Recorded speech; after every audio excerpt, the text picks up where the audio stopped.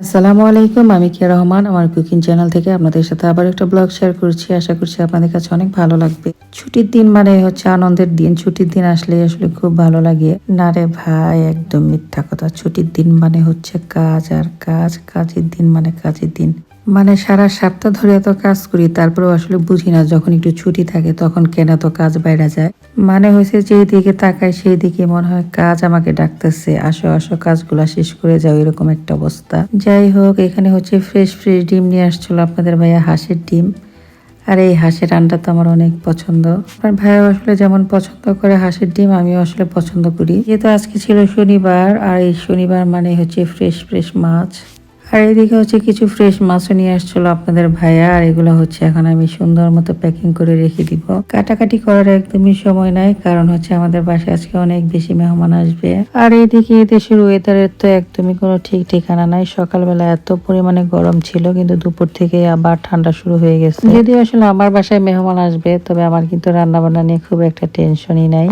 কারণ সবাই হচ্ছে রান্না বান্না করে নিয়ে আসবে, আর আমি হচ্ছে বসে বসে মজা করে খাবো। একেবারে আসলে বসে খাবো ব্যাপারটা তা না, সবাই আসলে টুকটাক রান্না করে নিয়ে আসবে, আর আমিও এখানে আসলে টুকটাক রান্না করতেছিলাম। এদিকে হচ্ছে আমার ম্যাডামের প্রচুর পরিমাণে হচ্ছে ঠান্ডা লাগতেছিল, সে আবার একটু গেঞ্জিটা চেঞ্জ করে আসলো। দুপুর থেকে আসলে ঠান্ডা ঠান্ডা লাগতেছিল, আর বাইরে দেখলাম যে হালকা হালকা রোদ আছে, তারপরে চলে গেলাম বাইরে। আর আমার কন্যা হচ্ছে আমাকে সুন্দর মতো ফুলগুলা গুছাই গুছাই দিতেছিল। আমি হচ্ছে আমাদের বাসার আশেপাশে একটু সবজি লাগাইছি, জানি না আসলে কতটুকু হবে। ওয়েদারের আসলে যে অবস্থা, আসলে এই বছর গাছপালা হবে কিনা সেটাই সন্দেহে আছি। ফুলটা দেখতে আসলে এত সুন্দর লাগে, একেবারে বাংলাদেশের তুলার মতো। অনেকটা আবার দেখা যায় কদম ফুলের মতো। আমরা যেহেতু বাইরে বসেছিলাম, আপনাদের ভাইয়া চলে গেছিল আবার একটু মার্কেটে টুকিটাকি কিছু কেনাকাটা করার জন্য। আর মেয়ের তো বায়না শুরু হয়ে গেছে, কি নিয়ে আসছো কি নিয়ে আসছো। এটাই হচ্ছে বাবা মেয়েদের ভালোবাসা বলতে পারেন। আসলে বাবাদের কাছে মেয়েদের অনেক আবদার থাকে। তাকে এখন আর ঘরেও যাইতে দিবে না, তাকে আগে সর্বপ্রথম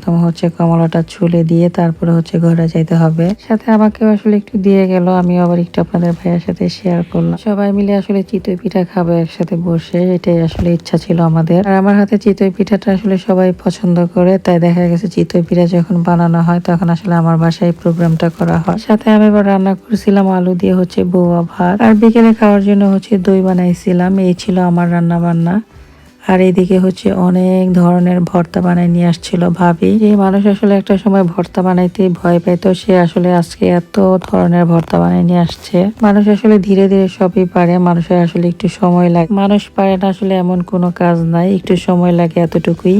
এখানে অনেক ধরনের মজার মজার ভর্তা ছিল, ভর্তাগুলো আসলে খুবই খাইতে ভালো লাগতেছিল। আর এইদিকে হচ্ছে একেবারে গরম গরম হাঁসের ডিম ছিল, এটাও আসলে খাইতে আরো বেশি ভালো লাগতেছিল।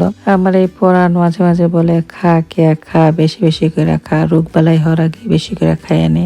রোগে যদি একবার তরে ধরে রে, আর জীবনে এত মজার মজার খাবার খাইতে পারবি না, তাই বেশি বেশি করে খা।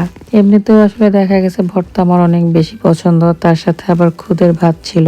আসলে খুদ দিয়ে কিন্তু খুদের ভাত রান্না করি না, একদম আনাম আনাম চাল দিয়ে আসলে রান্না করছিলাম। সবাই আসলে এত তৃপ্তি নিয়ে খাইছে, যেটা আসলে মুখে ভাষায় প্রকাশ করা যাবে না। যত যাই বলেন না কেন, ভর্তা ভাতে কিন্তু আসলে অন্যরকম একটা শান্তি আছে। যাই হোক, সবাই মিলে হচ্ছে খাওয়া দাওয়া শেষ করলাম, আর এখানে হচ্ছে চা বসাইছিলাম। সবাই মিলে আসলে এত পরিমাণে গল্প করতেছিলাম, চা এদিক দিয়ে পুরো একদমই শেষ হয়ে গেছে। আর এইদিকে হচ্ছে ভাবি নিয়ে আসছিল পিঠা, আর এই পিঠাগুলো এখন হচ্ছে আমি সুন্দর মতো ভেজে এটাকে গুড় দিয়ে হচ্ছে পাক দিব। আর এই নকশি পিঠা কিন্তু খাইতে অনেক বেশি মজা। প্রথমে আসলে সুন্দর মতো ভেজে তারপর হচ্ছে গুড়ের মধ্যে হচ্ছে পাক দিলাম, আর এটা খাইতে যে এত ভালো লাগতেছিল, সবারই আসলে অনেক ভালো লাগছে।